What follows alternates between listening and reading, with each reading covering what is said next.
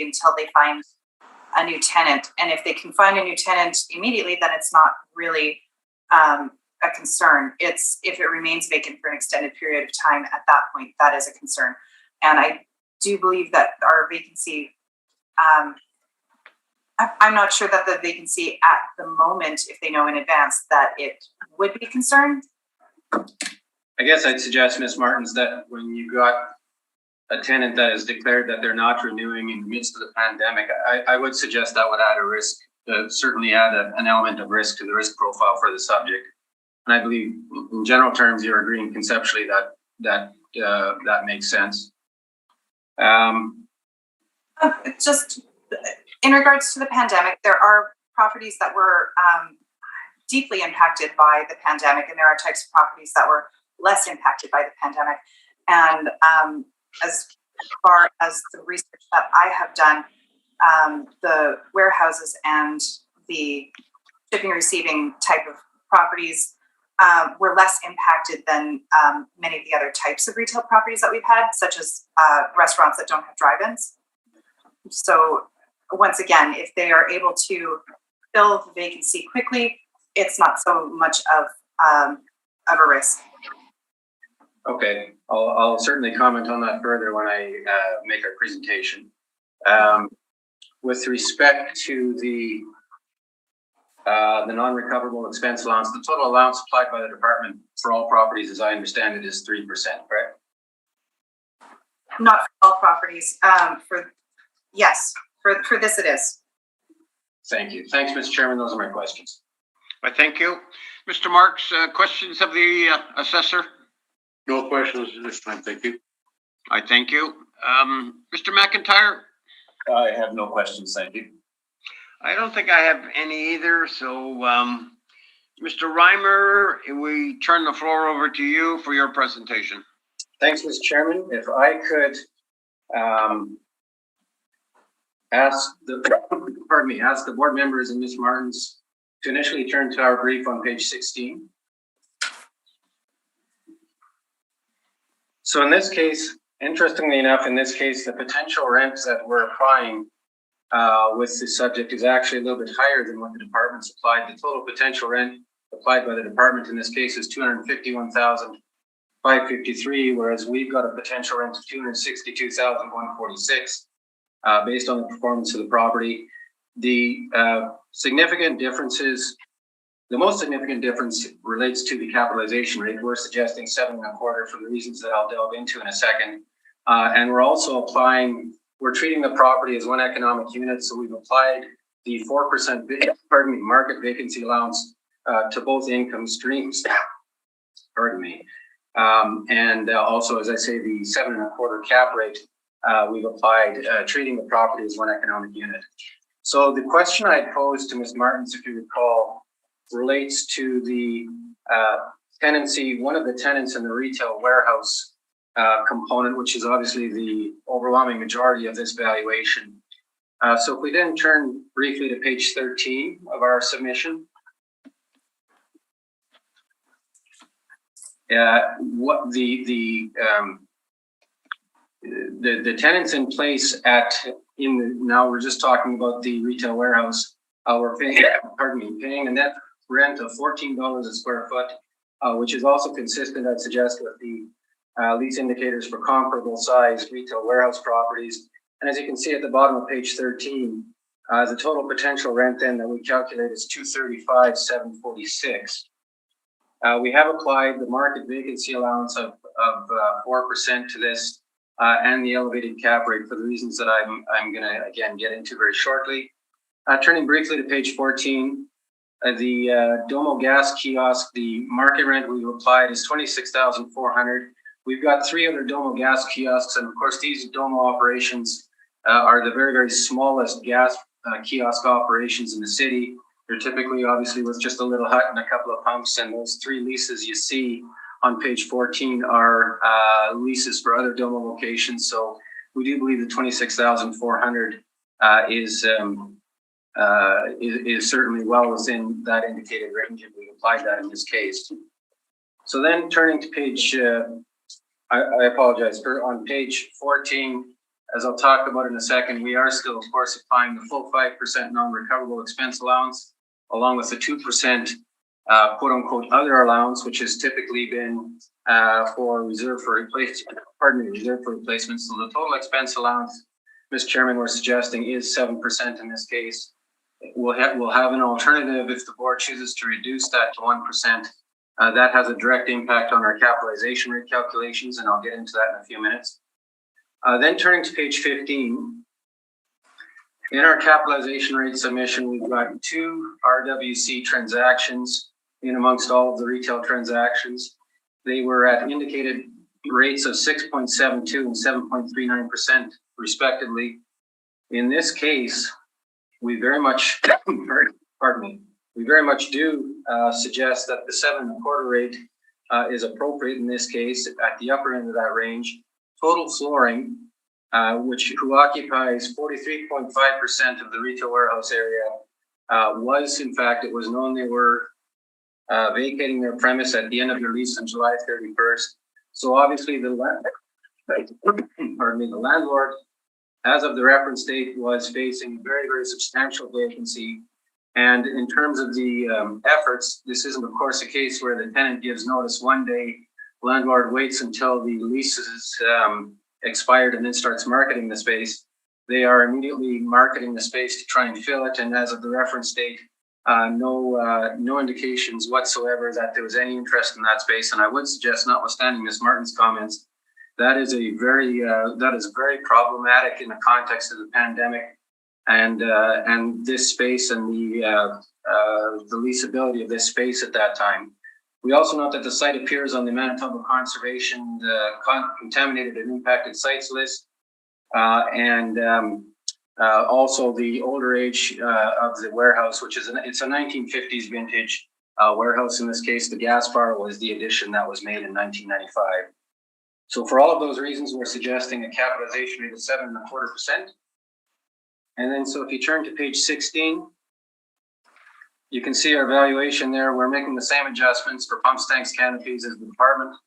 And our requested value is $3,338,000 with respect to this property, with the application of the full 5% allowance, the 7.25 cap rate, and the somewhat higher potential net market income for the property as a whole. So then, and again, Mr. Chairman, I propose to go through this once and ask that the comments and questions be carried forward to the remainder of the docket. Could I ask the panel members and Ms. Martins to initially turn to our non-recoverable expense study, please?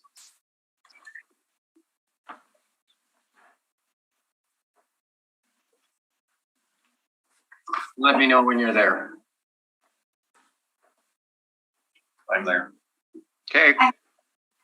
Thank you. So I'm going to go over this at a very high level. I know you've all heard this many, many times over. I could ask the board members and Ms. Martins to turn to page 3 initially. So what we're suggesting, and again, I said this repeatedly, there's no disputing, we are not disputing the fact that under triple net leases, typically quote unquote management fees, so management fees proper are recovered. There's no question about it. But what we're saying is that the expense allowance was always intended to be for non-recoverable expenses that are not recovered under any circumstances, even in those situations where triple net leases are in place. The top of page 3, one of the older manuals from the assessment department talks about this second paragraph. It says, however, even on a net rental basis, there are a number of areas where the property owner must cover expenses. Thus, the effective market income must be reduced by the amount of these unrecoverable expenses to determine the net operating income. And this concept is also rooted in appraisal theory. We then go briefly to page 5, at the very last paragraph on page 5. And this is from the evaluate and appraisal text from the University of British Columbia. And it states that at the bottom, the most important non-recoverable cost items to be aware of are space marketing costs, which include both tenant inducements and leasing costs, and an allowance for structural and mechanical repairs. Tenant inducements, we have put for the information of the board a separate column that shows the effect of adding the TIs to the analysis. To be clear, our suggestion this morning, our request, is based on the non-recoverable expense exclusive of TIs, not including TIs. The Saskatchewan Municipal Assessor also comments on these non-recoverable expenses, and at page 7 of the materials, they list the typical non-recoverable operating expenses that are not included in recoveries, and they include legal and audit fees, structural repairs, advertising and promotion, and leasing commissions. The structural repairs, again, where that expense item is included, we believe, in the quote-unquote other expense of 2%. So it's the other three, the professional fees, advertising, and leasing commissions that we are including in our analysis and ultimately in our request. MPAC, which is the Municipal Assessing Authority in Ontario, also comments on it. On page 8, third paragraph, they talk about non-recoverable operating expenses that need to be accounted for, which are not passed on to the tenants, such as legal and audit fees, advertising and promotional fees, and expenses with operating vacant space. That expense of operating vacant space is, of course, covered by the shortfall allowance, so it's a separate deduction again. Then turning briefly to page 10. So our non-recoverable expense allowance request is based fundamentally on 3 primary expense items, with a 4th in some cases. Those are leasing commissions, professional fees, advertising and marketing, and in some very limited cases, asset management fees. And so then on page 11, we've got the second column from the right is the our calculation of the stabilized expenses over, typically it says 3 years, that should be changed to 5 years, so over a 5-year period. And it comes in at an average of 6.64% and a median of 5.98%. Again, for the information of the board, the right-hand column, the very last column, is the same analysis, but including tenant inducements, comes in with predictably with much higher figures. We do not rely on that column. We provide it for the information of the board. We are relying on the second column from the right, with the 5.98 and 6.64% median and average percentage based on our analysis. Then, Mr. Chairman, starting at page 12, and I mentioned this earlier, that if the board were inclined to reduce the non-recoverable expense from 5% to either 0 or 1%, certainly the board's prerogative to do so.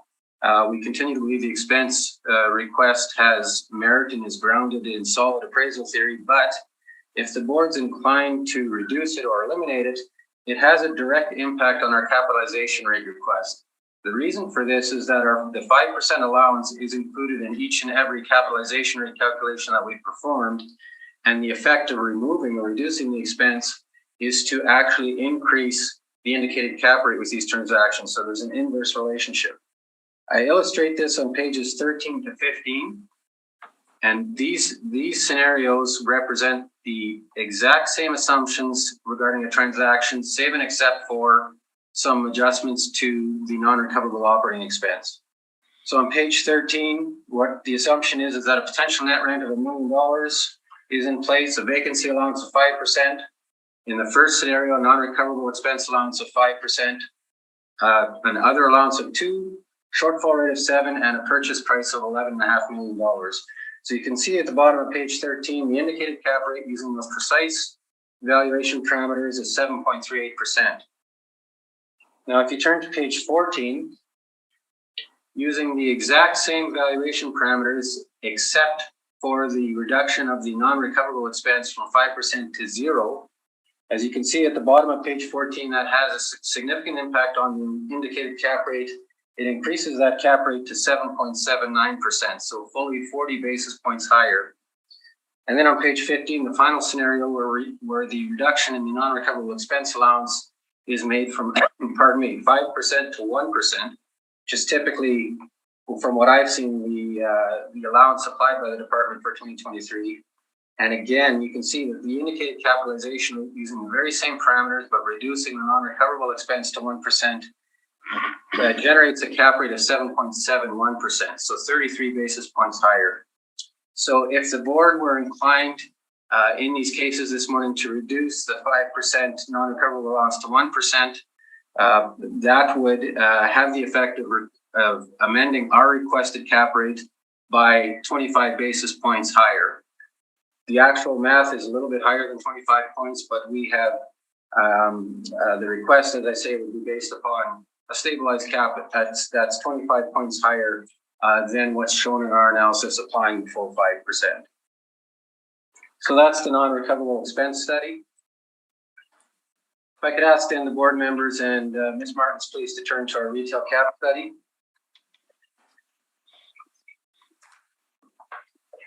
Please let me know when you're there, Mr. Chairman. Okay. So I'm going to, pardon me, I'm going to go over this at a very high level. I know the board has heard our retail cap study very, very often. I'd like to ask the board members and Ms. Martins, please, to initially turn to page 7. And there's a quote there. This is pre-pandemic. We set out the circumstances with the retail industry, both pre-pandemic and then, of course, in the situation with the pandemic leading up to the reference date. But there's a telling comment on page 7 from January 22, 2015 article that talks about the prevalence of online sales and the impact it was having at that time. It says e-retail sales are increasing by about 8% per year, while overall retail sales are increasing by only 1.5%. And some retailers are changing their business models as part of this trend. Staples, Best Buy, Future Shop are looking to reduce the size of their stores from up to 25,000 square feet to as few as 8,000, which will affect numerous shopping centers across the country. Right now, it's a very minor portion of overall retail sales, but it's growing at that rate. It's going to start having an effect over the next 2 to 3 years. And that certainly turned out to be the case through the pandemic. So then turning to page 9, now we're getting into the much more peculiar and very much unprecedented, and I know that word's been used a lot, but unprecedented circumstances within the pandemic as it relates to the retail real estate sector. At the bottom of page 9, in a study that we've supplied by Redshift Media, the study states that buying habits have dramatically changed since the pandemic began. 85% of Canadians say that their shopping behavior has been affected by COVID-19, while 50% report that they are now making online purchases for typical in-store items. Most importantly, 53% of North Americans say that they changed the way they will shop going forward, indicating that the shifts have taken place over the pandemic will have lasting impacts on retail. And that seems certainly continued throughout the pandemic. At the bottom of page 10, PwC puts out a very good study concerning emerging trends in real estate. And PwC talks about the interviewees' comments, and they state at the bottom of page 10, interviewees are seeing a structural shift in retail, but it's an acceleration of the move toward e-commerce already underway that had been referenced earlier. Several retailers, including big-name brands, have shut their doors permanently or are seeking creditor protection. Enclosed malls have been hit particularly hard, and street retailers in downtown cores like Toronto, Montreal, and Vancouver are seeing less foot traffic because most office towers are mostly vacant. Then at the top of page 11, as the federal government's rent relief program comes to an end, some tenants are looking to negotiate additional rent-free periods or new arrangements, including full conversion to rents based on percentage of sales. Even with these efforts to stay afloat, many retailers are worried that the pandemic will permanently change consumer behavior in favor of e-commerce. Turning then briefly to page 14, please. And there's an article by the Retail Insider, and the headline certainly was most appropriate. It says, "No online store, no revenues." And in the paragraph immediately beneath that, it states, "The retailers that relied solely on sales in-store were rapidly falling. When it started, everyone was hoping that it would simply come and go. But when the reality hit that this was here to stay for a while, those who believed they would weather it through their savings found themselves with nothing left to weather the second wave." And these very substantial difficulties were commented on at the top, I should say, of page 16. The article states that despite the upbeat outlook for some retailers, between 160,000 and 225,000 small businesses could permanently close because of COVID-19 restrictions, according to the CFIB. And then at the bottom of page 15, the article goes on to state a transformation in the retail industry that had been happening slowly over the last several years, but the pandemic accelerated the sea change. It was moving too slowly before, Hutchison said. We're starting to see, bits and pieces, and it's really just accelerated at warp speed. So that shift to online commerce that had been certainly evident prior to the pandemic had shifted, in those words, to warp speed through the pandemic. And that has a direct and profound impact, of course, on the risk profile generally for these retail properties. We turn briefly to page 18 and 19. Altus Group also had an opportunity to directly interview the leading and most sophisticated real estate investors in the country. And there were actually two surveys performed. One was in April of 2020 and one was in November of 2020. Through those months when the pandemic, obviously the effects of the pandemic were becoming very evident. And the impact predictably and the outlook by these very sophisticated investors was markedly negative. For retail top quality properties, and this is now at the bottom of page 18, the trend that they expected, as you can see in those graphs, overwhelmingly was that capitalization rates would be increasing as a result of all of these circumstances that the investors found themselves in late 2020. The majority of them thought, and again, this is retail top quality, that the increase in cap rates would be between 25 and 50%. But there are also others, as you can see with C bars, and the dark shaded bars are the responses in November, so closest to the reference date. There were also a number of respondents that thought they might increase by as much as 75 to 100 basis points.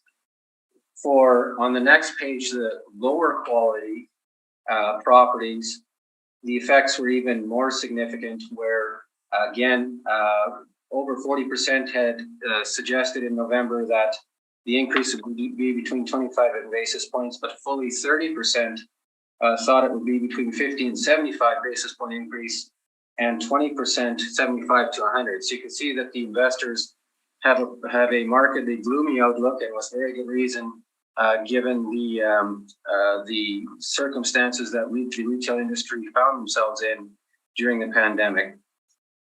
So with all of that in context, then, if we can turn briefly to page 24. So page 24 is our list of properties that were, that we've included in our retail capitalization study. As I mentioned earlier, there's two properties, indices 7 and 9, that represent the retail warehouse properties with rates of between 6.72 and 7.39%, assuming the full 5% allowance. If one reduces the 5% to a 1% allowance so that the total non-recoverable is 3% for the entire property, the indicated rates increase to between 7.02 to 7.71%. So with that then in mind, and given now turning back to the subject property, the risk profile that we're suggesting, is very elevated here, with the knowledge that over 40% of the retail warehouse was going vacant with no prospects of releasing the space as of the reference date. And with the very, very difficult retail economic climate, I should say, we're suggesting the 7.25% in this case is appropriate. And therefore, our requested value, briefly, our requested value this morning is $3,338,000. Thank you. Thank you, Mr. Reimer. Ms. Martins, questions of Mr. Reimer? Yes. Just a few. First, the information that there was a lot of information in the cap rate study one. With that, how much of that information is from Winnipeg and how much of that information is from other locations? Well, certainly the commentary, Ms. Martins, with respect to the small business closures, with respect to the online retail would apply equally throughout the country. The investor outlook would, again, these are investors that have national portfolios, including properties in the city of Winnipeg. So again, I'd suggest that the outlook that they're presenting has equal application to their Winnipeg portfolio as the rest of their portfolio. These are investors that have national portfolios, including many holdings here in Winnipeg. Okay, when I was at MPAC and had an opportunity to speak to many of these, the people that were involved in studies and had an opportunity to talk about the differences between a lot of the jurisdictions. Would you agree that Winnipeg will work through a lot of the same difficulties as everybody, but the various jurisdictions do have different strengths and weaknesses, and information that comes from other jurisdictions might be slanted more towards their jurisdictions than ours, and we should take that with a grain of salt? No, I don't agree at all, Ms. Martins. These in our study, and I'm referring now to the Altus study and the other information that I presented, the pandemic hit the Winnipeg market in the same way that it hit Vancouver and Toronto and Edmonton and Calgary. And certainly, I'd strongly suggest that this outlook has equal application to Winnipeg as it does to other markets. I just don't agree with that statement. Okay.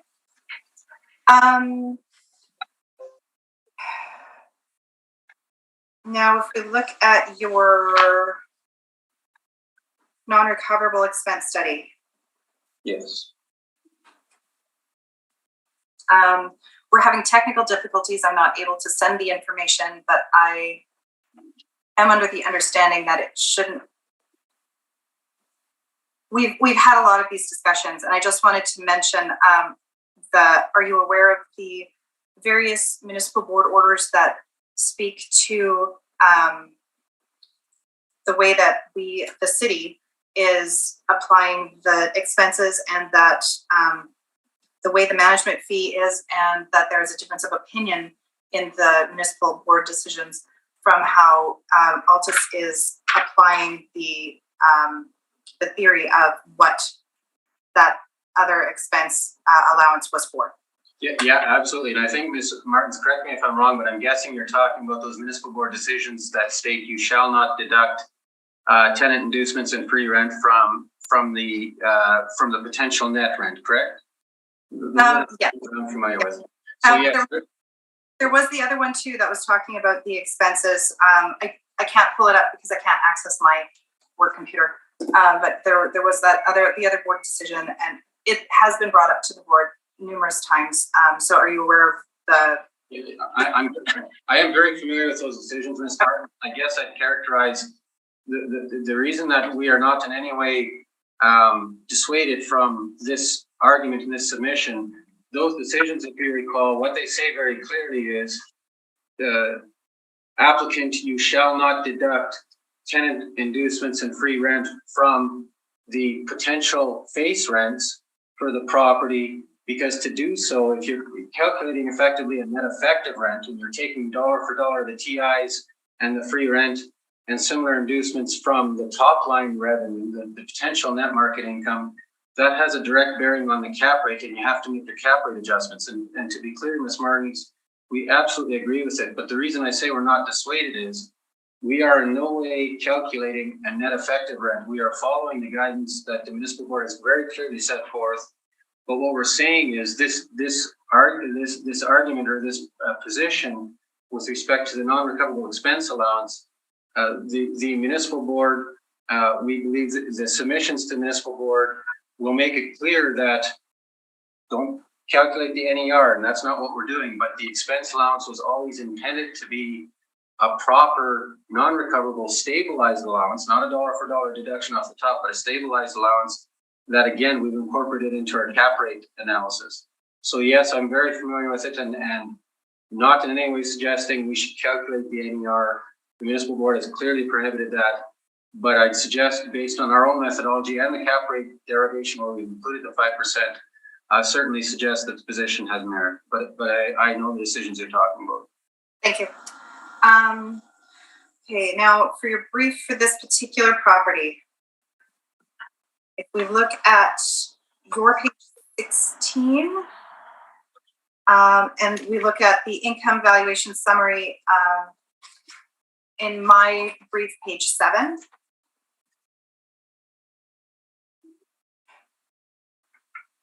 Now, when we're looking and for your potential rent for the gas station, Yes, the 26,400, yes, and for my calculations, we have 37,919.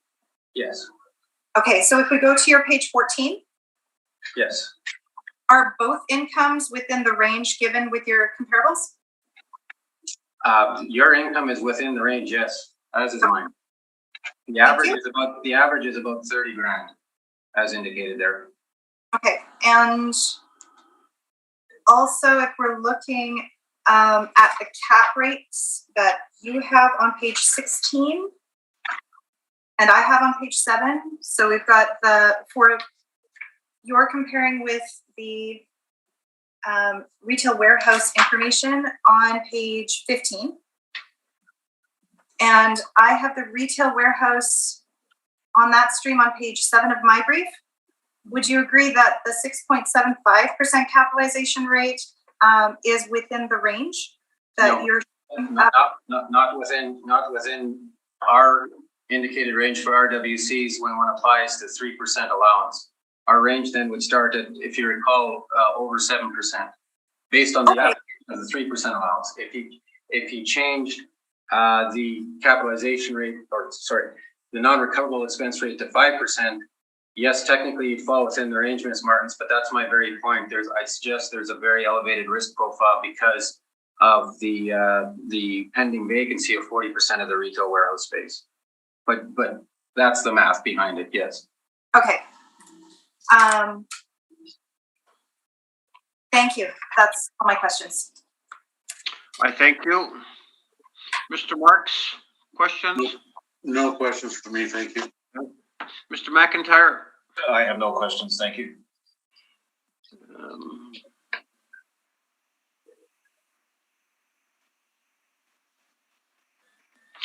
Mr. Reimer, was this property appealed last year?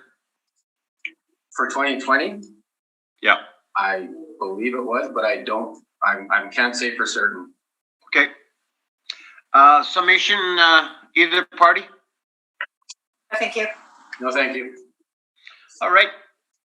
We'll go on to the next one, which was 860 St. James Street. Madame Assessor, whenever you're ready. Thank you. This is file number 22-2998, roll number 07569137245.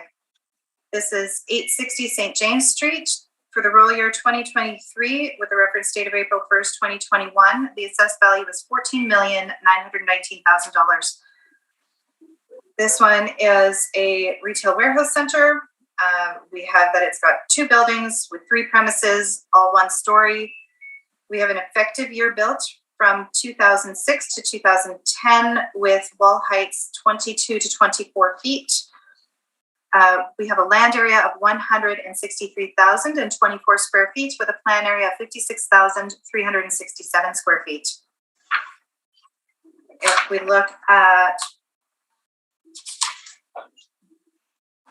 page 4, we have our income workup.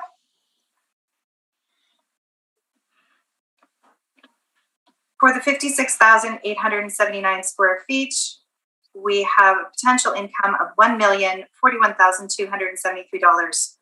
We've applied a 4% vacancy rate, 3% for expenses, and a shortfall of $6.50 per square foot, which gives us an NOI of $954,844. We've applied a 6.4% capitalization rate, which rounds down to our $14,919,000. Very last page, page 20. We have pictures that show where that of the property at the very top, and then a picture on the map that shows that this is on James. It is an area that is between St. Matthews and Silver. Thank you very much. I thank you. Mr. Reimer, questions? Mr. Chairman, if I could ask that the questions from the initial hearing relating to the capitalization rate materials be asked and answered and carried forward. And Ms. Martins, this is a model-driven value right from top to bottom, correct? Yes, it is. Thanks, Mr. Chairman. That's my question. Thank you. Mr. McIntyre? I have no questions. Thank you. Thank you. Mr. Marks? No questions, thank you. Okay.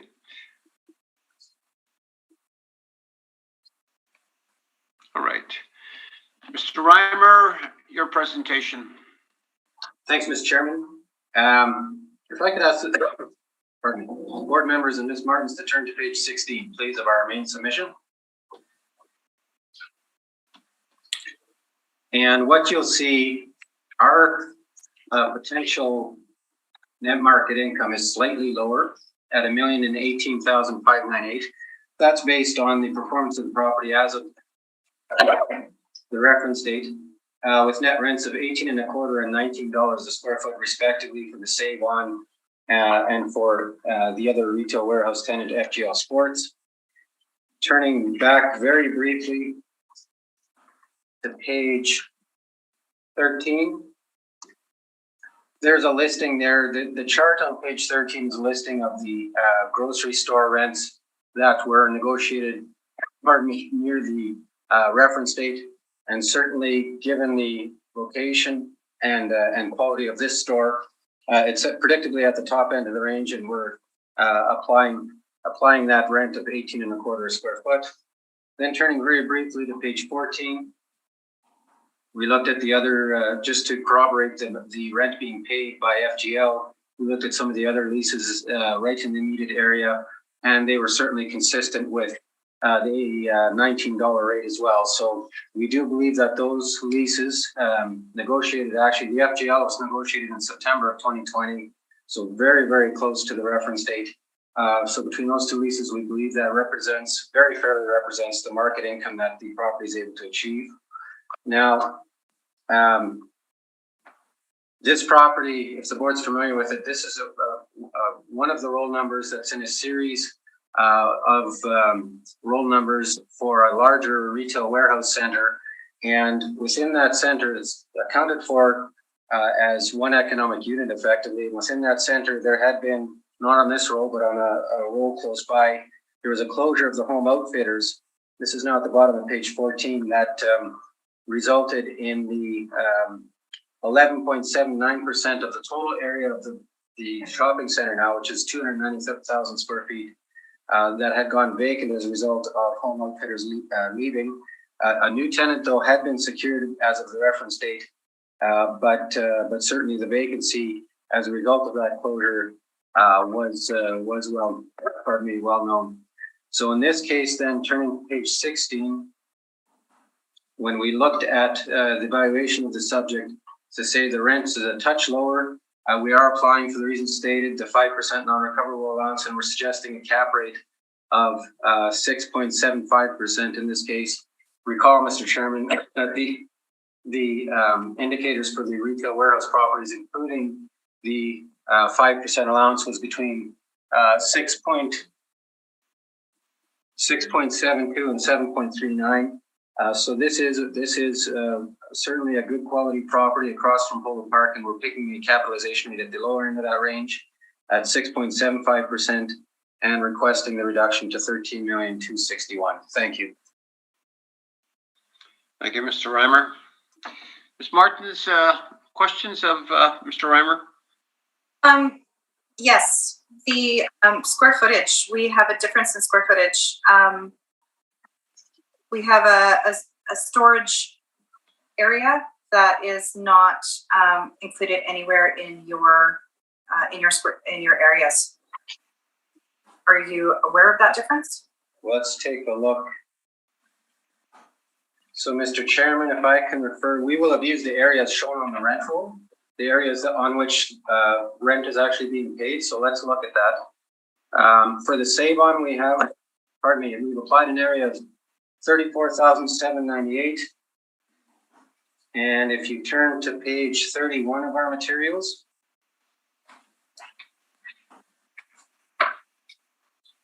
the Save on Foods is the third tenant on that page of the rent roll, and it shows the area on which the rent is paid of 34,798. And for FGL Sports, which is the tenant immediately above it, there is an area of 20,186 square feet, and that's the area upon which rent is paid. So my answer, Ms. Martins, would certainly be, I don't doubt you whatsoever that the storage area may be there, but no rent's paid on it. So if one were inclined to include that area, one would have to reduce the overall blended net rental rate to reflect the larger area. But the total rent being paid on for all of the space they have use of is the $439,802 that we've applied in our valuation. Okay. Now, if we're looking at the square footage and applying a lower blended rate, if we look at my calculations, $18.30 per square foot would be, is that a lower blended rate than your $18.53? Well, but I'm applying it on the correct leasable area that they're getting charged rent on, Ms. Martins. So, okay, you know what I mean? I'm applying it to the actual space. So I'm treating the property equitably to how we're treating the other properties. And we've got this extra space here that we need to account for regardless of whether it's being, if it's included in the lease or not. So we have put a reduced rate on it, and we have put a blended rate that is lower than your blended rate. So that would be what you were requesting, was it not? We're requesting the rate of $19 a square foot based on the lease terms negotiated September of 2020. So again, Ms. Martins, that is by bar none, I state categorically, the best evidence of the market rent for all the space they have use of. So if one were to take the $383,534 and just divide that number, which is the actual rent that's being achieved by the higher square footage, I have no objection to that. But I don't agree with taking the lease or the storage space and then adding rent that's not being paid under the terms of that lease in late 2020. So I would not agree to that, no. Are we talking about the property or are we talking about the tenant? I understood you were saying it was for the tenant, because I've used the leasable areas precisely as shown on the rent roll for these two tenants. Am I wrong in that though? And on a property, let's say there's a house that's vacant and we're assessing the house value. We don't say it has no value because it's not lived in. Even if a space is not being paid for, it still is there for the property. Buildings that are like a retail warehouse that is vacant still has value. So space that, even though it's space that isn't being paid for, if you're saying that perhaps there's a storage area that is being offered to a property or to a tenant to use without having to pay rent, would that possibly be a tenant inducement? No, Miss Martins. I again, with respect, no investor is going to put a rental value on space that is included in the rent for the tenant's use based on an area that excludes that space. So I guess I'm saying very, very categorically, the leasable area shown on the rent roll upon which rent is being paid, that's what an investor is going to value. If they choose to take that total rent and then basically blend it or take that total rent and divide it by the higher area to come in at a slightly lower overall net rent, I mean, that's fair, but they're not going to increase the rent that's being paid for space on which no rent is being charged. It's not uncommon for storage areas to be thrown at nominal or no charge, but fundamentally you can't increase the rent that's being paid by that space when there's just no basis for it. But I mean, I understand you have to physically assess it, but I'm stating that you would need to then take the total rent that's actually being paid and divide it by that larger area.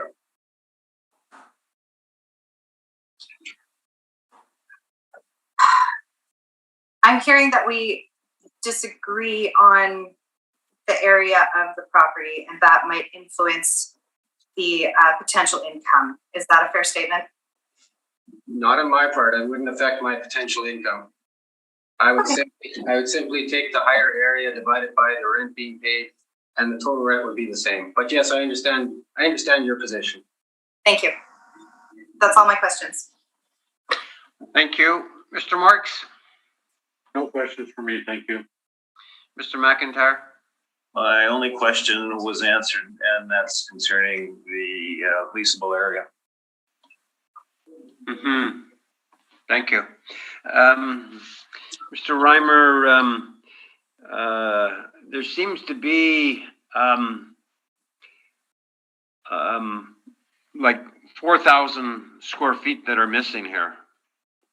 So actually, it's about 2,000, Mr. Chair.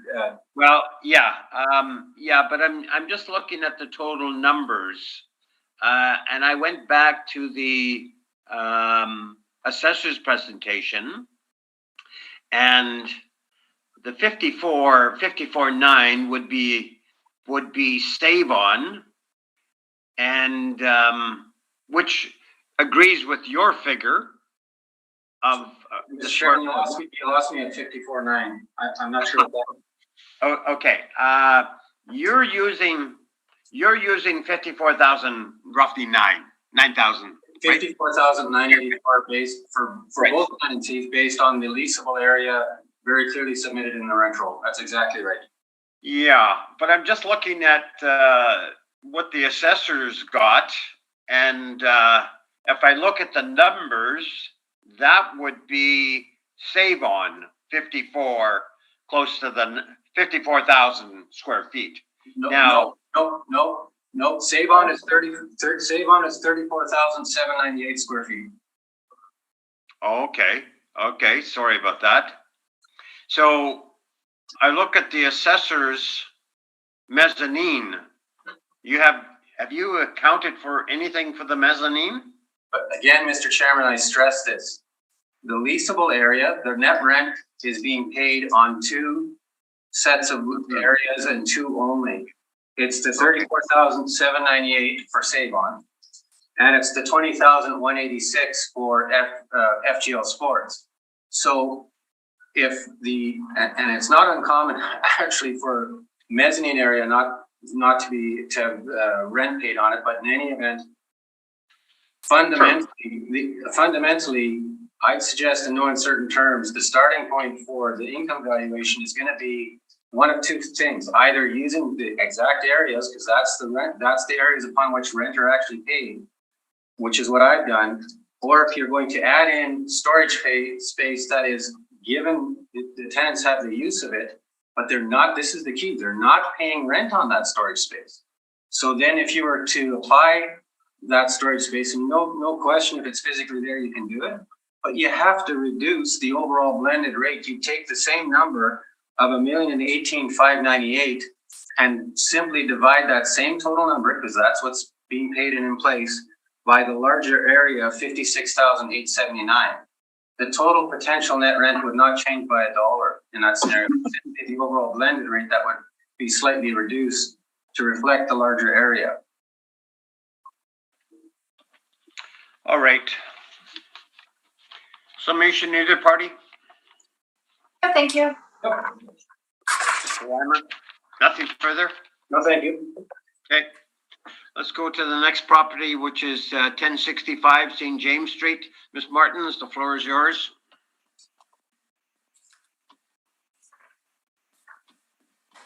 This is file number 22-3448. Roll number 13099071785. The assessed value is $14,590,000. This is again a retail warehouse center. One thing, it was built in 19 88, and we have applied an effective year built of 1995. The wall height is 26 feet. The land area is 190,974 square feet with a planned area of 101,172 square feet. If we look on page 2, we do have a subject property lease on this one. We have 100,000 square feet at $11.25. If we look on page 4, we have our income workup. We have 100,000 square feet. The rent that we have applied through our model is $11.56. We get a potential rent of $1,156,000. We've applied a 4% vacancy, 3% expenses, $6.50 per square foot shortfall, giving us an NOI of $1,050,467. We've applied a 7.2% cap rate, and to give us the $14,590,000. Looking on page 15, the last page of my brief, we again have just a couple pictures. There's building on top, an aerial view, and map view showing that it's on St. James between Sargent and Ellis. It's the L-shaped lot with the red dot on it. Thank you. Thank you, Ms. Martins. Mr. Reimer, questions of Ms. Martins? Same question asked and answered concerning cap rate. And Ms. Martins, this is a model-driven valuation, top to bottom? Yes, it is. Thanks, Mr. Chairman. That's my question. I thank you. Mr. Marks? No questions, thank you. Mr. McIntyre? Just one question regarding the existing lease. Is there a step up? That lease is extremely old. Is there step up periods?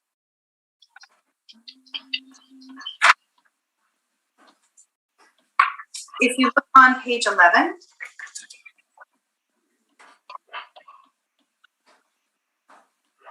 it does show that a Y under the step up lease. So I'm assuming that yes, there is. And it shows that the lease ends in 2028.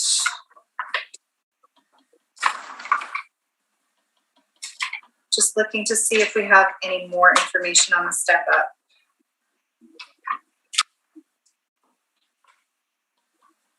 No, there is a step up. I have no idea what the steps are, but yes, it is a very old lease. Okay, thank you very much.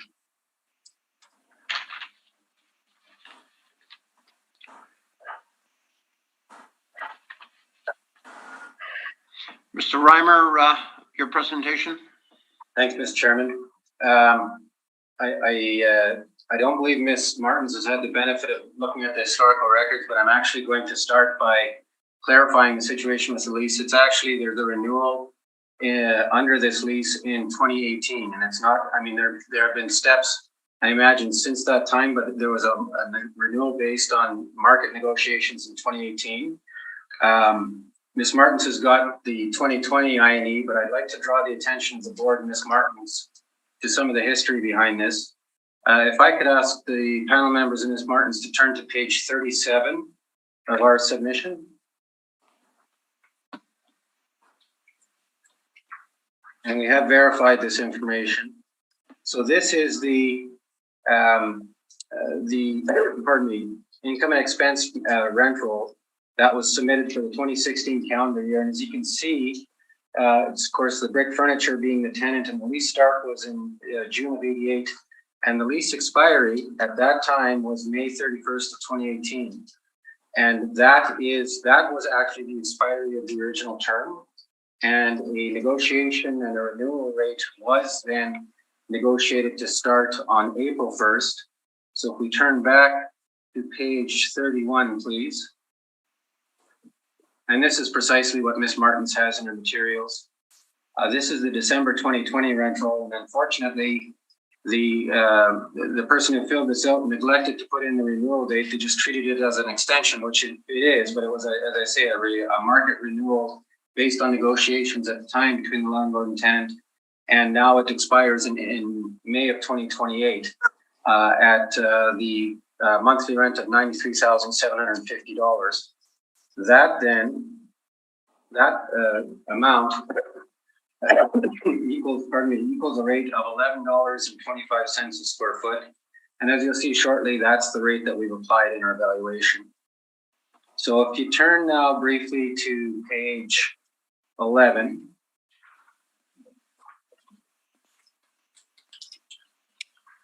And I make the statement there based on our due diligence and our review of the information.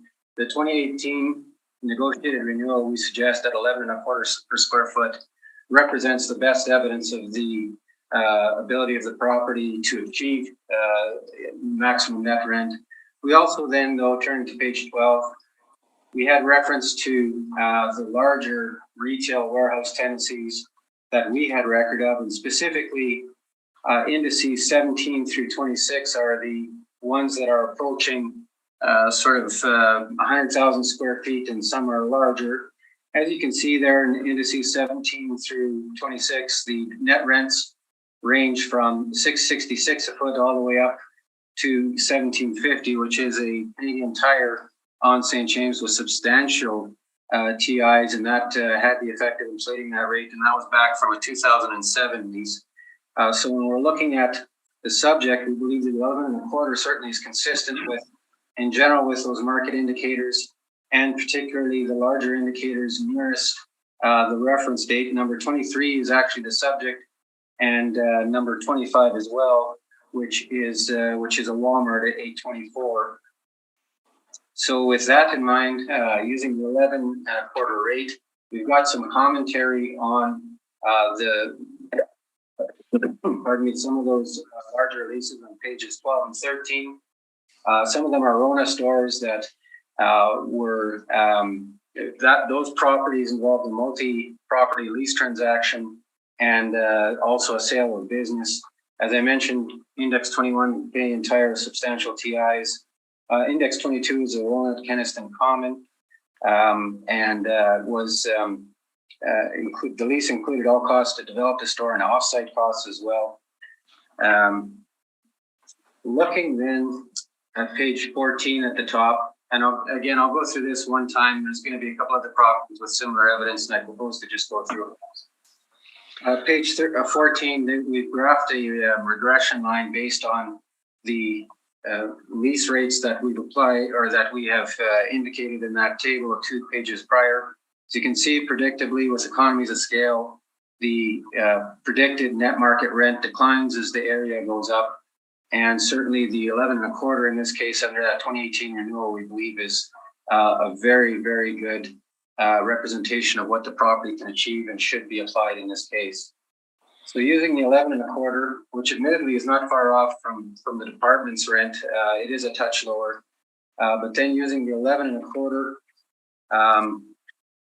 the capitalization rate in this case, actually we're applying the same rate that the department's applied at 7.2%. The municipal board had occasion to actually comment on these big box retail stores. And at the bottom of page 15 in order number 899421, the board stated that third sentence in, the board agrees with the owner's agent. There is, based on the evidence in this case, a higher risk associated with the larger big box retail stores than what would be with a strip mall category or property. And that's, of course, because of the very limited market participants for retail premises of this size.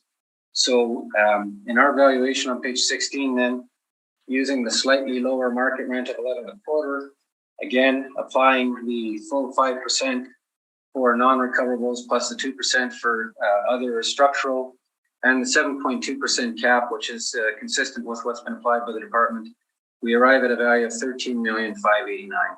Thank you. Thank you, Mr. Reimer. Ms. Martins, questions of the applicant? Just one. looking at the income and expense mailer on your page. Sorry, the one that is also in mine, the 2020 income and expense mailer. Yes. So it says that there is a step-up lease. Is that not the case?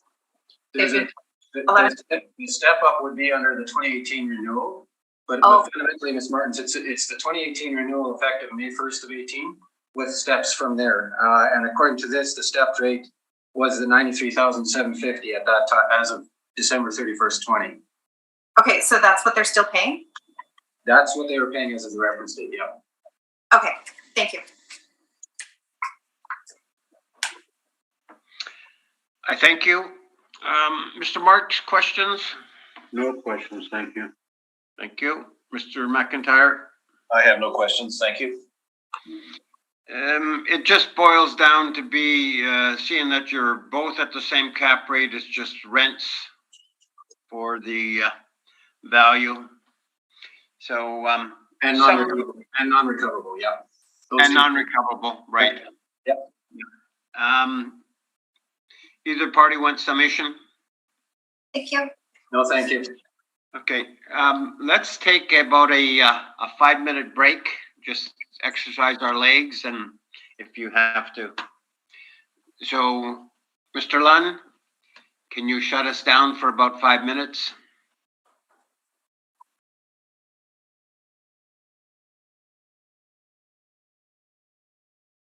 2, 1, we are live. Okay, we'll call the meeting back to order, and we're going to go to the next item on the docket, which is 727 Empress Street. We'll turn the floor over to Ms. Martins. You may proceed. Thank you. This is file number 22-2571. This is roll number 13099069055, 727 Empress Street. For the roll year 2023, with the reference date of April 1st, 2021, the assessed value is $18,998,000. This is a retail warehouse. We have it as 2 buildings, 1 premise, 1 story. Ms. Martins, can I interrupt for 1 second? You are seeking a non-compliance? Yes, seeking non-compliance on this one.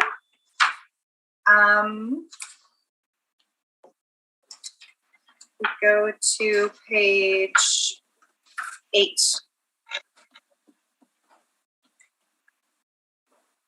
We have the signed notification from Canada Post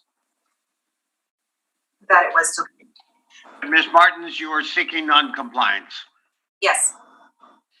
Okay. Mr. Reimer, are you aware of this situation? I'm aware of it, and I have no reply, Mr. Chairman. All right. I noticed that the next property on the docket, which is also a Home Depot, there's a non-compliance issue there. So, but we'll deal with this one for the first one, and which is probably going to be applicable, but we'll get there yet. Ms. Martins, take us through the non-compliance issue. Okay. On page, as I said, on page 8 of my brief, I'm requesting the burden of proof be placed on the applicant for non-cooperation for section 53(3)(b) of the Municipal Assessment Act, and if a reduction in assessment is ordered, that it follows section 54(3)(2) of the Municipal Assessment Act. And on page 8, I do have the indication that it had been delivered and there was a signature for it. All right. I think what we're probably going to have to do is shut it down, and the panel members will discuss it. Chairman, I just had one question, actually. Ms. Martins, I have no doubt it's the case. Can you confirm the address to which this was sent was consistent with the address to which the property tax bills were sent? Yes. Thank you. That's my only question. Thank you.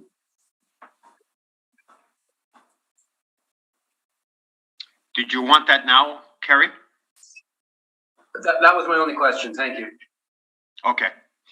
I have one question, Mr. Chairman.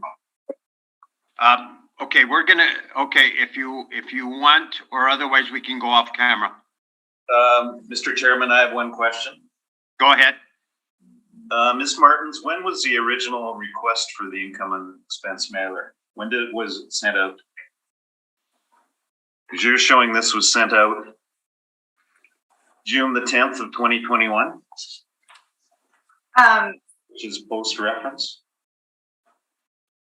Yes, this is the second request.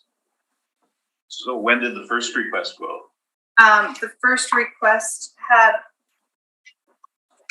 sorry, just 1 second. The first request had a due date of May 6th, 2021.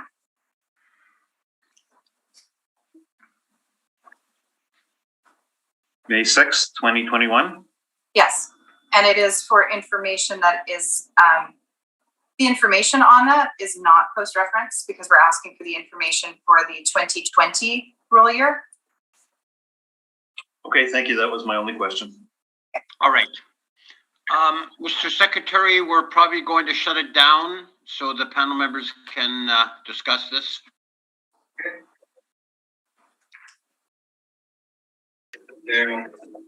One, we are live. Yep. You okay? Okay. We'll call the meeting back to order. On reviewing everything, the non-co-op issue will be granted to the City of Winnipeg. So, Mr. Reimer, under the circumstances, you will be presenting first. Thank you, Mr. Chairman. If I could ask the board members and Ms. Martins to open our main submission to page 2. So this is the Home Depot store located at 727 Empress. The plan area is 110,947 square feet. Leasable area is 106,841, built in 2000. And the request this morning is to reduce the 2023 realty assessment from $18,998,000 to $16,578,000. I believe the issues under examination, Mr. Chairman, will include market rent, non-recoverable expenses for the reasons we've talked about, in cap rate. So if we turn briefly to page 11, and again, this is the same material as was submitted with respect to the market rent issue from the previous hearing, and you'll see it again this morning. So this is the rental chart for the larger tenancies, retail tenancies in Winnipeg, ranging indices 17 through 26 being the largest. And again, with two of the indicators nearest the reference date being index 23 with the May 2018, or actually June 1, 2018 renewal for 100,000 feet at 11.25, and the November 2020 lease for the Walmart on Portage Avenue at 8.25 a square foot. I won't go through the comments again. I've been through that already once. I'll leave that with the board to consider. Page 13, again, there's the chart showing the regression line and the economies of scale and the predicted decline in rents as the size of the premise gets larger. So what we're suggesting this morning is a net market rent, in this case of $12 a square foot, applied to the entire area, the entire area of 106,841, which includes the mezzanine greenhouse spaces. So with that $12 rate, and then turning briefly to page 14, recall, Mr. Chairman, from our previous discussions on cap rate, the retail warehouse transactions that we have a record of and that we analyzed were between 6.72 and 7.39%, including the application of the 5% non-recoverable expense. And again, recall the municipal board's commentary on the cap rate premium for these very large retail big box stores. And so based on, in that context and based on the data and the evidence that we presented, We're suggesting a capitalization rate in this case of 6.75%.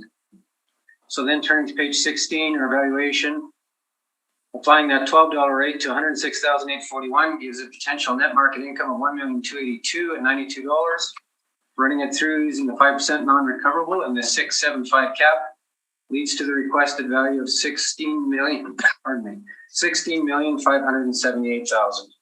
Thank you. Thank you, Mr. Reimer. Ms. Martins, questions of applicant? Just one. Do we know what the actual rent is? Home Depot, as I understand it, is owner occupied. Sorry, thank you. That's all.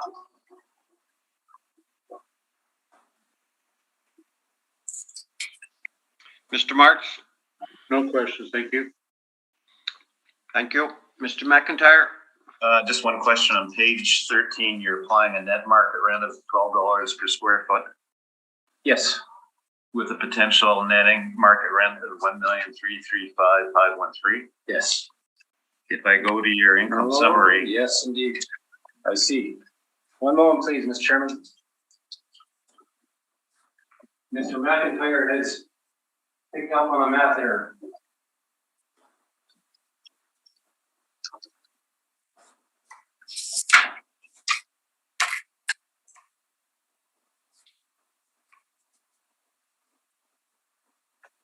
That's Mr. McIntyre. Mr. Chairman, the reference to $1,335,513 on page 13 is incorrect. If you take the 106,841 and multiply that by $12, the precise number is $1,282,209. Or sorry, $1,282,092. And that is the correct amount shown on the valuation on page 16. Thank you, Mr. McIntyre. You're welcome.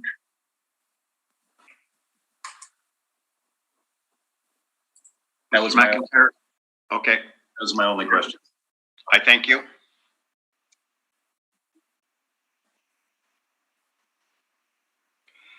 Ms. Martins, your presentation? If we go to page 4, we've used a rent of $12.50 per square foot, giving us a potential rent of $1,335,513. We've applied a 4% vacancy loss, 3% for expenses, and $6.50 per square foot, giving us a net operating income of $1,215,850.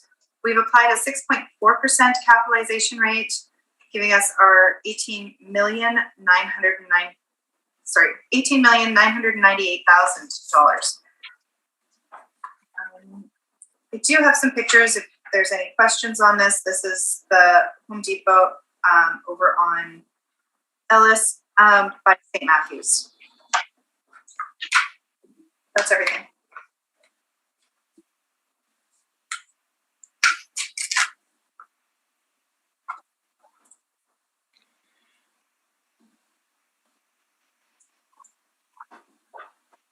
Ms. Martins?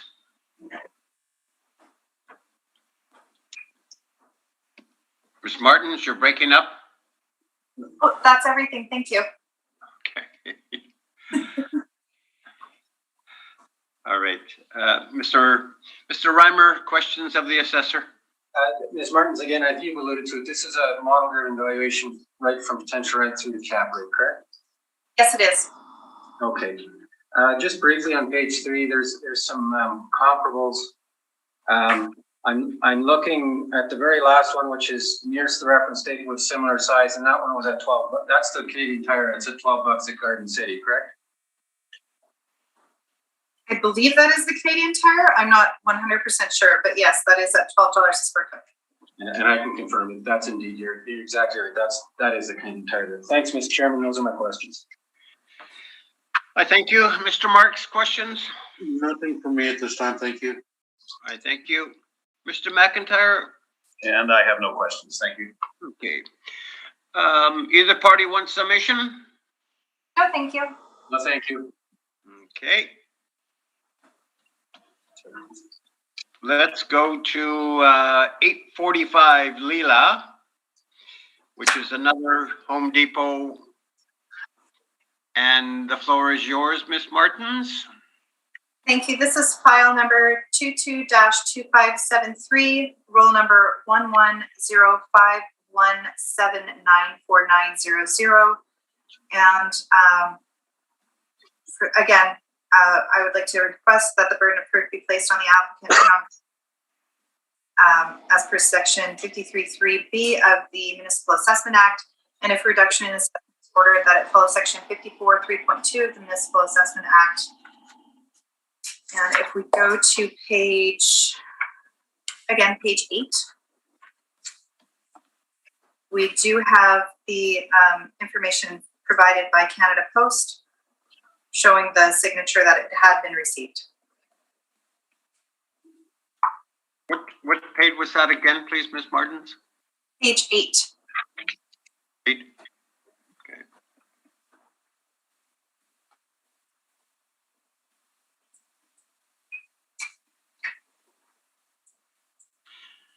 Mr. Reimer, your thoughts? One quick question to Ms. Martins again. Can you confirm that the address to which this was sent by registered mail is the same address as where the tax bills go? Yes. No question. No further questions and no reply, Mr. Chairman. Okay. I think we'll have to shut it down again and discuss this. So I'm sorry, Stephen, you have to shut us down again.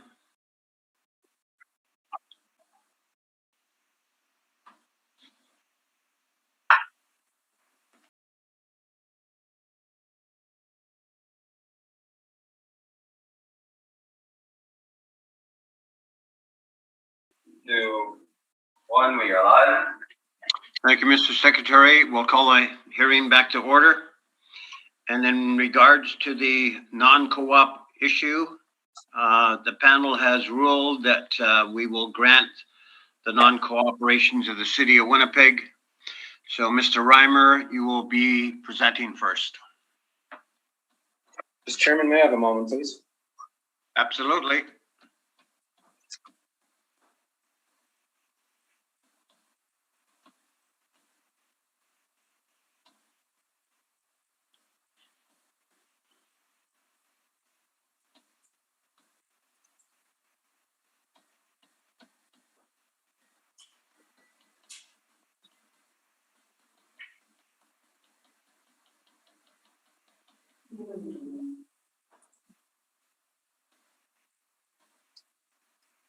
Okay, if I could ask the board members and Ms. Martins to turn briefly to page 2 of our main submission. This is the Home Depot at, 845 Leela. Owner occupied premise, total area is 111,958, including mezz and greenhouse space. Built in 2003, and the request this morning is to reduce the assessed value from 19,908,000 to 17,372,000. If I could then turn, and Ms. Chairman, you'll be very familiar with this evidence by now. If we could turn briefly to page 11.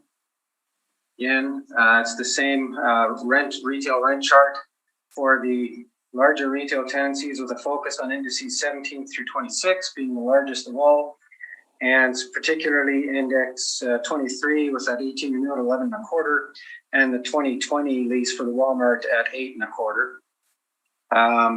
Same commentary as previously concerning some of those leases. Turning to page 13, and Mr. McIntyre has got me on my toes now because I've got another typo. So the chart at top, again, is the regression line. Beneath that chart, there is a second paragraph, and I asked the board and Ms. Martins to correct the figures on that paragraph.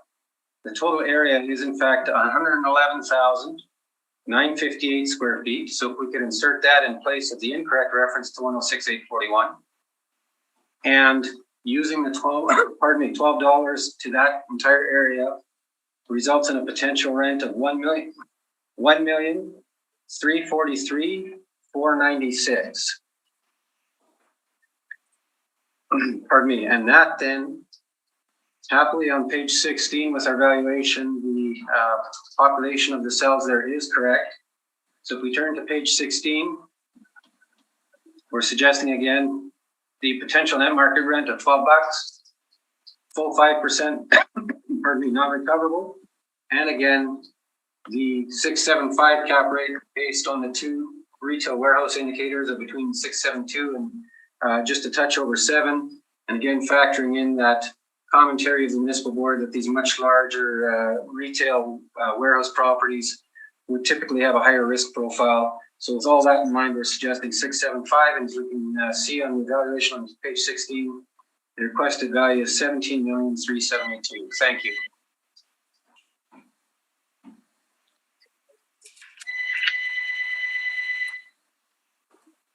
Thank you, Mr. Reimer. Ms. Martin's questions? No questions. Thank you.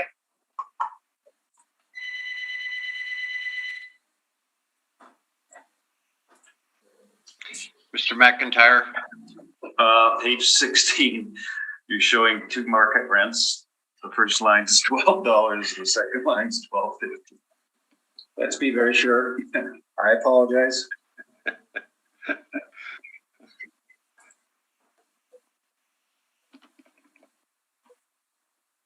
$12. Thank you. Thank you again. I have no questions. Ms. Martins, your presentation.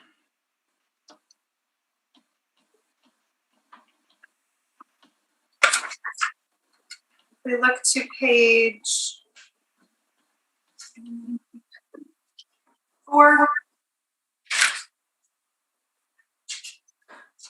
We've used $12 a foot,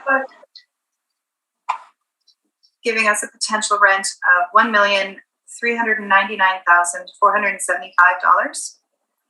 We've applied the 4% vacancy, the 3% expenses, a shortfall of $6.50 per square foot, giving us an NOI of $1,274,082.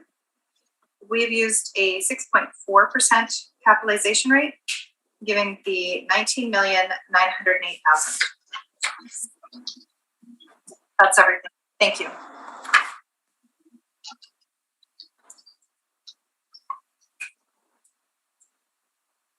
I thank you. Mr. Reimer, questions of the assessor? Ms. Martin's model driven top to bottom. Yes, it is. Thank you, Mr. Chairman. That's my question. I thank you. Mr. Marks? No questions for me, thank you. Thank you. Mr. McIntyre? I have no questions, thank you. Summation, either party? No, thank you. No, thank you. All right. We will go to the next one on the docket, which is 409 Notre Dame. Ms. Martins, whenever you're ready. Just one moment, please, on this one.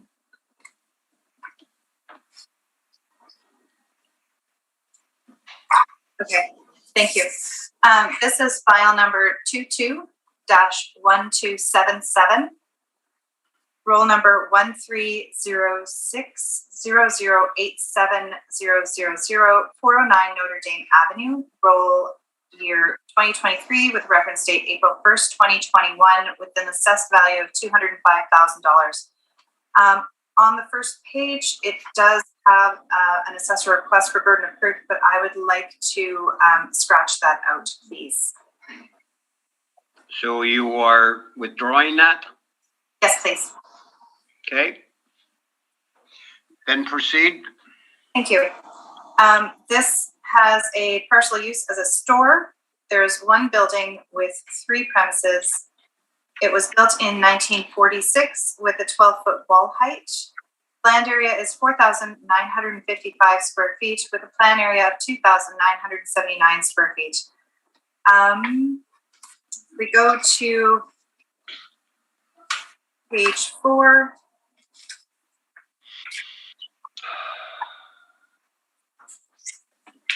We have 3 premises. The first two have a rent of $6.82 and $6.84. The last one is a nominal rent as a substandard basement.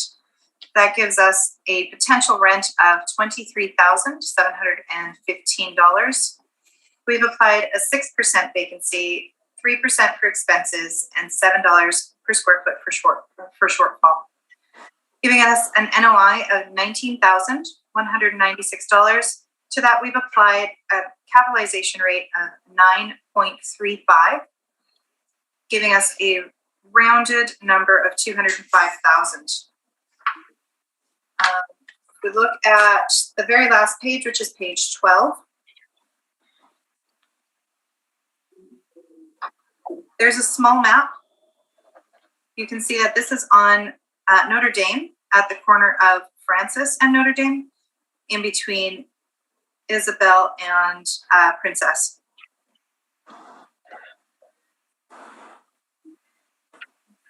There's an overhead view showing that where the building is, and then a Google Street view of the front of the building. That's everything. Thank you.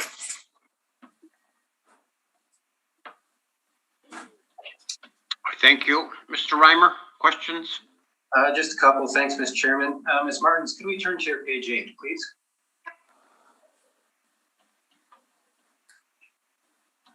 And at line 302, the owner on this income and expense reply is reporting 100% vacancy in the property, correct? Yes. Have you had a chance, and this may not be fair, and that's fine. Have you had a chance to review the department's records surrounding the circumstances with this building, as far as disconnection of utilities or any similar sort of issues? This property has, if you look at my picture on page 12, I haven't had an opportunity to look directly into all the files on this one. I was dealing with a property very nearby, and this one was a topic of conversation. But you can tell that they've been putting in new windows. There has been renovation. There has been work. There has been a fair amount of vacancy in this property. So we are aware that there is vacancy on this one. And I believe the 9.35 cap rate does nod to that. All right, thanks very much. Those are my questions, Mr. Chairman. I thank you. Mr. Marks? Yes, right now the city's got a vacancy rate of 6%, but it's been vacant for how long now? Wouldn't that vacancy percentage go up at this point? Potentially, yes. I think with this one, the vacancy was captured with the cap rate, but it could be that if the vacancy doesn't go up to a certain percent, it might have dropped back down to the normal amount at the reassessment, because this is all model derived. Okay, thank you. That was my other question. Thank you. Mr. McIntyre? Just one question on page 11. What's the purpose of this notice being included in your brief?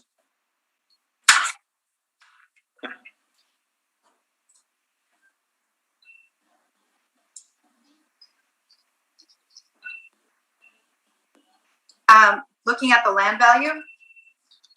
Sorry, just a moment. Hang on.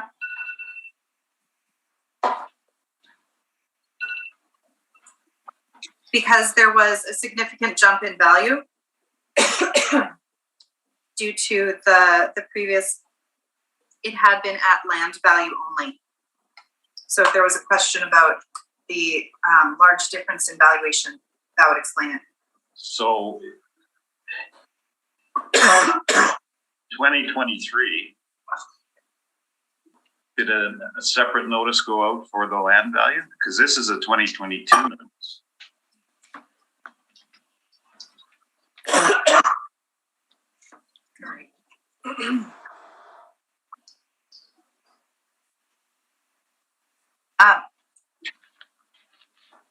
Sorry, I'm just having a problem with coughing.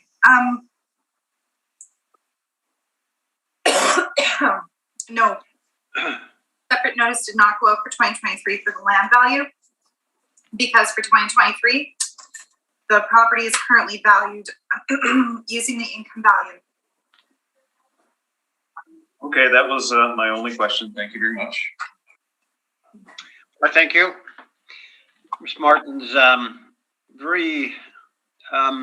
was there permits taken out? You know? Sorry. I believe there were, but I did not have an opportunity to take a look at all the permits. And did you do a drive-by or anything like that to see what's going on there, or? This one has been, I've done several drive-bys on this one, but there has been a fair amount of construction going on for a significant amount of time. Mm-hmm. So you don't know whether the property is occupied or is it? Oh, I do. The property is not currently occupied, okay. or it wasn't occupied at the time of assessment. So you can't really tell us whether it's retail or a restaurant, eh? At the moment, no, not until it is, not until they actually have a tenant in there. So do you think the value is at 205?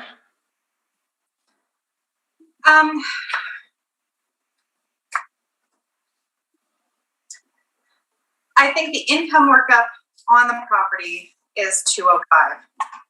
Whether or not the income property is the income value is the appropriate valuation is a topic of discussion. It was previously deemed that the land value was the appropriate value for the property, but through the process of reassessment, it reverted back to the income value. Is it going to be a supplemental or anything like that? Not that I'm aware of at the moment. Okay. I thank you. Mr. Reimer, we'll turn it over to you, your presentation for this property. Thanks, Mr. Chairman, and I'll be very brief here. Could I ask the board members and Ms. Martins to turn to our page 15? This property has been actually, you need not turn there, I'll read it out, but it's in our materials on the prior page. The property's been 100% vacant since 2006. It has had certainly, substantial challenges. The utilities were disconnected for a period of time, and it's had mold problems and it requires extensive rehabilitation. So my suggestion on page 15, you can see I've also applied the income approach to value, but I've applied a chronic vacancy allowance based on the 100% vacancy for many, many years of 25%. And that comes in at a indicated value of $61,270. I am, though, going to suggest this. On page, we could make a note on page 11 of Ms. Martin's briefs, and I appreciate I kind of thought that's what the information there related to the land value. And I'm sorry.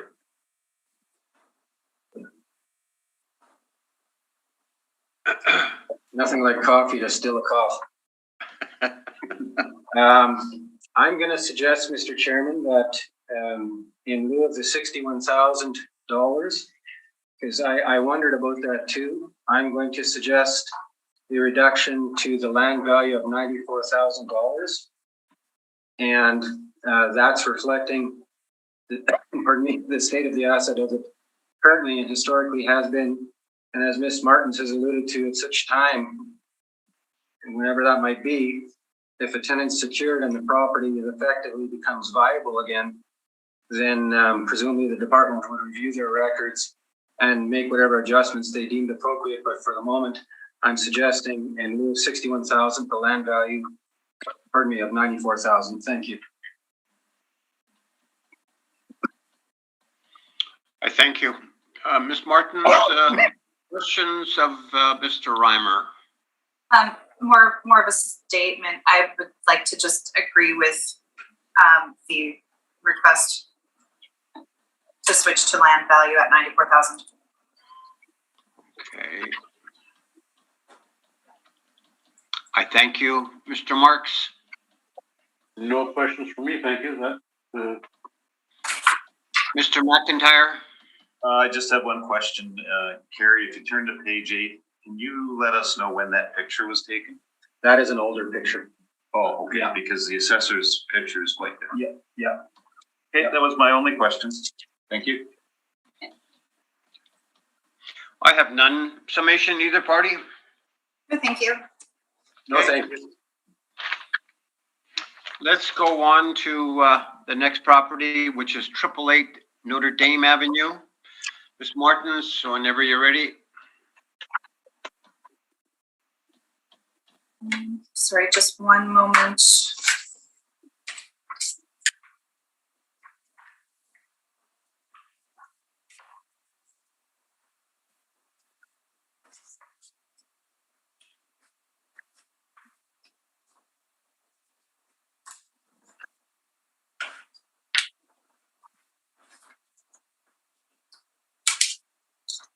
Okay, this is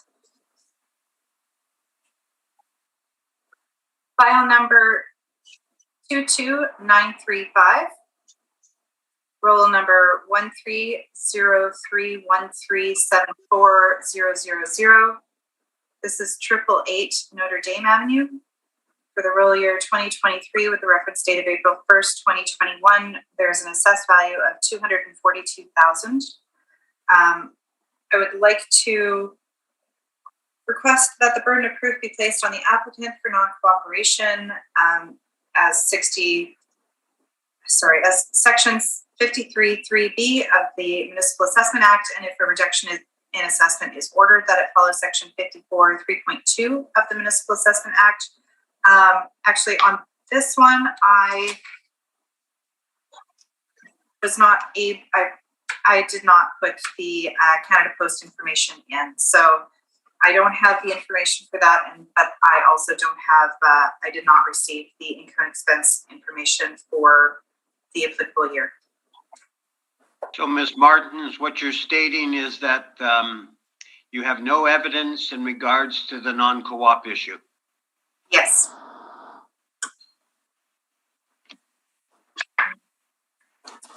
We're going to take about a few minute recess and discuss this, and we will get back to. Thank you. Mr. Lunn, can you please mute us or take us offline?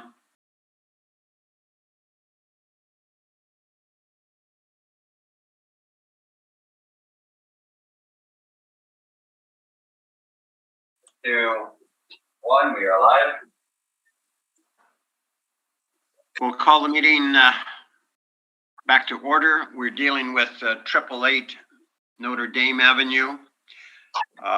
The non-co-op issue that the city of Winnipeg is seeking. After our panel discussion, we concluded that there will be the non-co-op issue will be denied due to lack of evidence. So, Ms. Martins, you may proceed with your presentation. Thank you.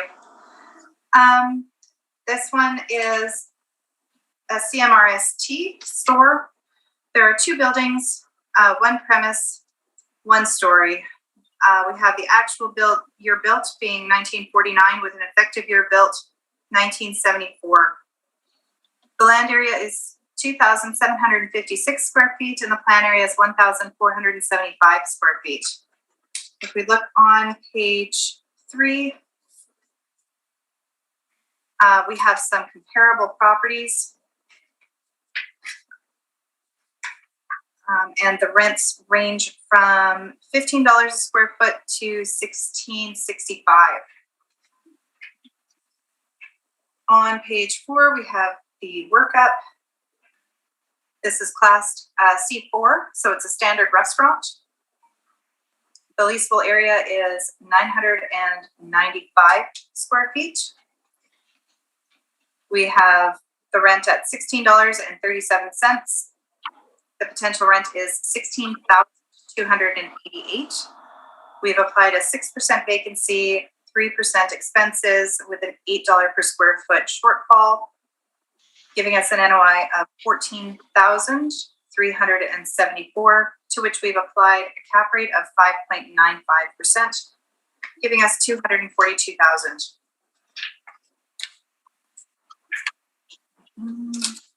On page 8, we have some pictures of the property. This is on Notre Dame, right at almost the corner of Arlington and Notre Dame.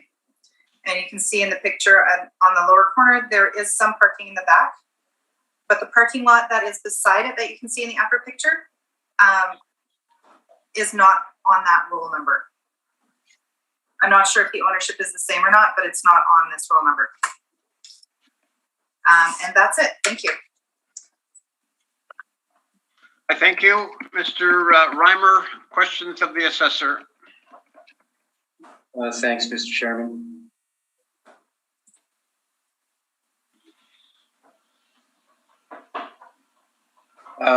Just Ms. Martins, with respect to on your page 3, the second comparable, the Pizza Hut, that's the Pizza Hut right by the Health Sciences Center, if I am recalling this correctly. Is that your understanding as well? Yes. And that would be superior both in terms of it obviously being a chain franchise in the location, correct? I'm not sure about the location. It's a different location, but both locations have positives and negatives. I'm not sure which would be superior. Okay, fine. Thanks very much. Thanks, Mr. Chairman. Those are my questions. Oh, sorry, it's model driven top to bottom, correct? Evaluation.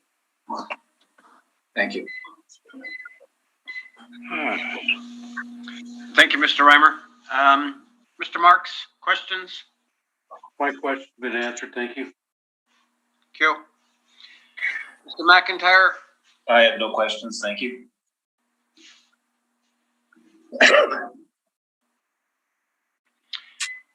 I have none. Mr. Reimer, the floor is yours. Thanks, Mr. Chairman. So if we go to page 15, please. There's primarily two differences aside from the non-recoverable expense. One relates to the potential net market rent to be applied to this particular location. It is obviously it's an older building that I'd suggest, given the condition and quality of it, would command a bit of a lower net rent.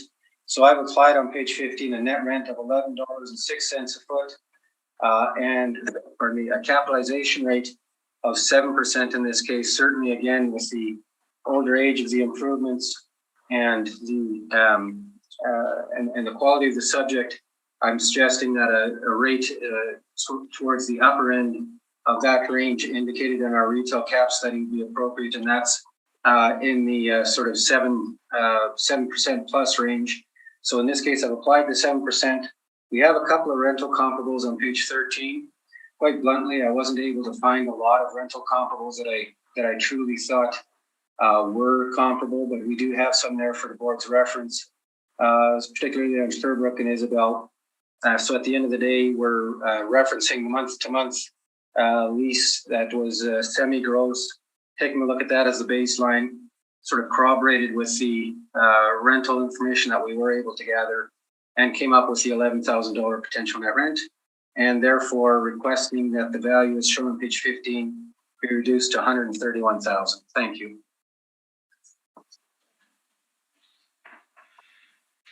Thank you, Mr. Reimer. Ms. Martins, questions? No questions. Thank you. Mr. Marks? No questions for me. Thank you. McIntyre? I just have one clarification question. On page 13, You're showing a shortfall rate of $7 per square foot, yet on page 15, it's 8. I'm gonna get you to start writing my brief one. Sorry, I'm just sticking. No, I'm glad, Mr. McIntyre, that you. Let me see exactly what I did here. Miss Martins, can you remind me? Did you use $7 or is it 8 for this location?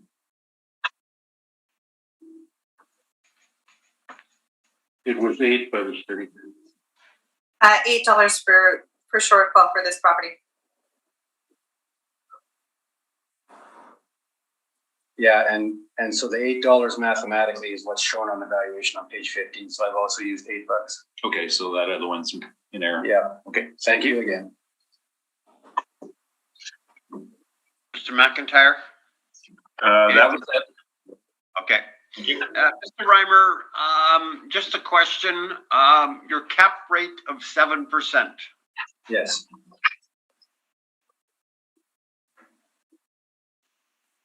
How is that determined? So on page 24 now of the retail capitalization rate study, you can turn there if you wish to do so, or I'll just talk about some of these things. We've got actually the most comparable transaction is the very last one shown on the chart. On page 24, which is our retail caps chart, that's actually the property on William in which that Pizza Hut that I referred to is located, along with a couple other sort of franchise tenancies. And that rate for that property, which I'd suggest is significantly superior, was 6.85%. So when I looked at that relative to this property, I believe that the 7% would reflect the quality, condition, and location of this property very, very fairly. All right. I thank you. Summation either party? No, thank you. No, thank you. Let's go to the last one we have on the docket, which is 618 Main Street. Ms. Martins, whenever you're ready.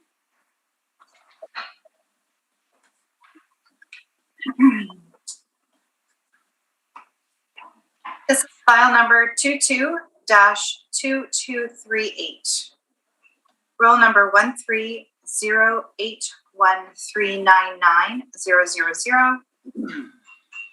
for the roll year of 2023 with a reference date of April 1st, 2021. The assessed value is $230,000.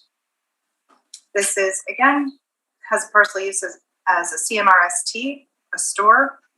It was built in 1946 with a wall height of 16 feet. The land area is 2,462 square feet with a plan area of 2,376 square feet. We look on page 4. We have our workup. We've applied a rent of $9.80, giving us a potential rent of $23,598. To that, we've applied a vacancy loss of 6%, expenses of 3%, with a shortfall of $7 per square foot. For net operating income of $20,506, and we have applied a capitalization rate of 8.9, giving us our $230,000. If we look down to the back page, page 10.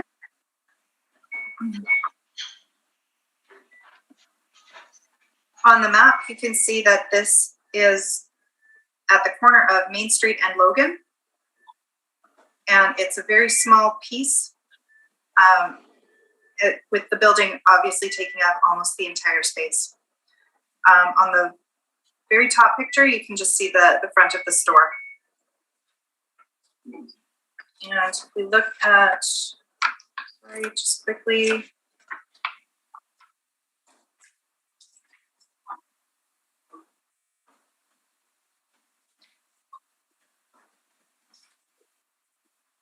It shows that there is a rental income of, on page 8, sorry, in very small print, it shows that there is a rental income of $21,565. which is a little bit less than what we have shown on our workup. That's everything. Thank you very much. Thank you, Ms. Martin. Mr. Reimer? Just two quick questions. Ms. Martin, can we stay on your page 8 that you just referenced? The rental income, 21,565, but that, if you look in the middle column, that's inclusive of property taxes, correct? And the other expenses there? Sorry, I was just looking over at the other column at the income.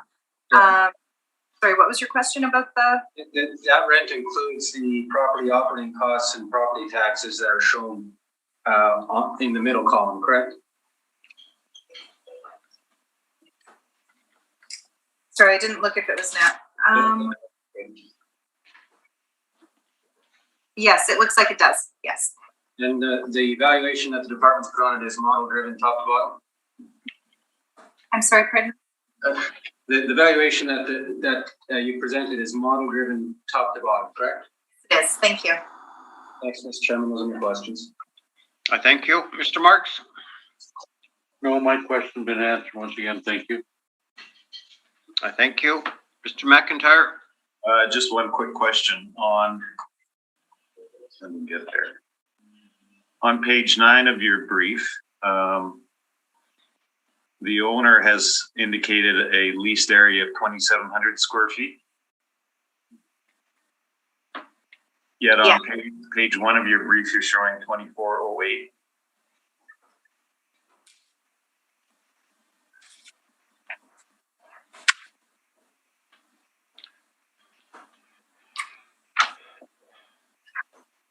Yes. I guess the question, is there a basement area which the owner is including? Yes, there is a basement area. If you look on the first page, there's a basement of 540 square feet. So that's more than the 2,700 square feet they put on the mailer. Okay, just the clarification. Thank you very much. Ms. Martins, did you go past this property or anything? I drive past on a very regular basis, but not with the intention to for any type of inspection. So I see in the picture here that behind the building, there's parking. So is that for the owners or for the tenants or customers or? If you look at the bottom picture, the map, and you see that very oddly shaped property that looks like a square, but then it also looks like it has a rounded rectangle with it. And it looks like this property is within that property.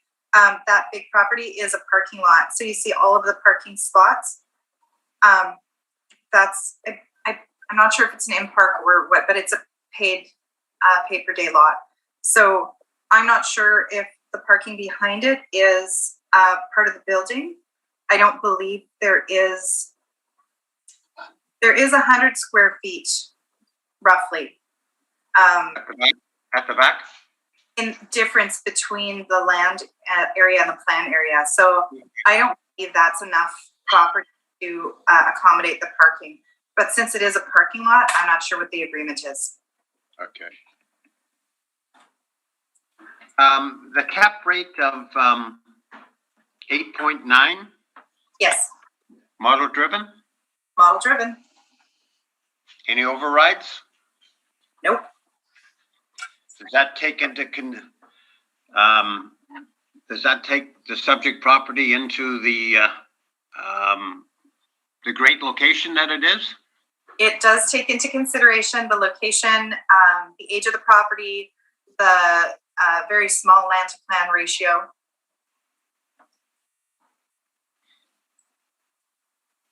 All right. Mr. Reimer, we're going to turn the floor over to you for your presentation. Thanks, Mr. Chairman. To your question about the parking, actually it is lack of parking in this case.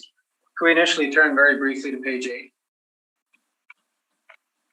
And Ms. Martins is bang on. There's actually no parking. The building virtually takes up the entire footprint of the site itself.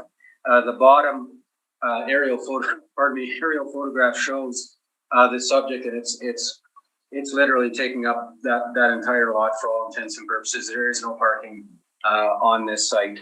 So I wanted to answer that right away. Turning briefly to page 13, and by way of framing this discussion, it's only non-recoverables and potential net rent that are under examination here. And for that matter, we're not that far out on potential net rent. The tenant Farside Inc. was paying a gross rent payable on a month-to-month basis, with net income being just under $12,000 in 2019 and 2020. We've again provided the list of comparables for the board to consider at the middle of page 13. Again, I couldn't find anything that was particularly on point, but provide that for the board's reference. What we're suggesting is, notwithstanding the much lower net rent, being achieved, we're suggesting a market rent, in this case of $19,575. Somewhat optimistic, or very optimistic relative to what's being achieved, but we believe that's fair in this case. And then turning to page 15, using the 7.25%, 6% vacancy, 5% unrecoverable, and the 8.9% cap results in a total value of $180,000, and that's our request this month. Thank you. Thank you, Mr. Reimer. Ms. Martins, questions? No, I don't have any questions. Thank you. Mr. Marks? No questions for me, thank you. Mr. McIntyre? And I have no questions, thank you. Mr. Reimer, there was a sale on a property quite some time ago, 2002, for $320,000. Can you tell us anything about this, or is this the original owner that bought this property? Quick answer is I don't know, Mr. Chairman. Judging by the fact that there's just the one transaction, I suspect that to be the case. And certainly I'd suggest, based on what was happening in 2020 relative to whatever was going on in 2002, the net income being achieved would in no way support anywhere near that kind of price.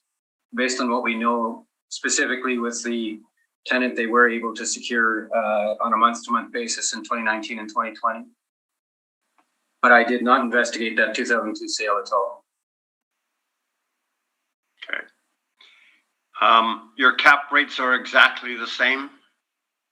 Yeah, the 8.9% in this case, certainly I believe fairly reflects the negative characteristics, the lot size, the age, location and such, and the also fairly reflects the significant optimism would be built into the potential rent at just under 20 grand relative to what's actually being achieved. So certainly that would command a higher risk profile, and the 8.9% we believe reflects that.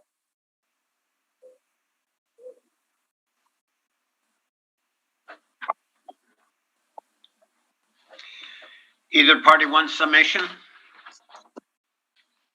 No, thank you. No, thank you. Ms. Martins, thank you for your presentations, and have a good day. Thank you Mr. as well. Mr. Reimer, thank you for your presentations, and results very soon. We have heard all the items scheduled on the docket, and this hearing is now adjourned. Thank you both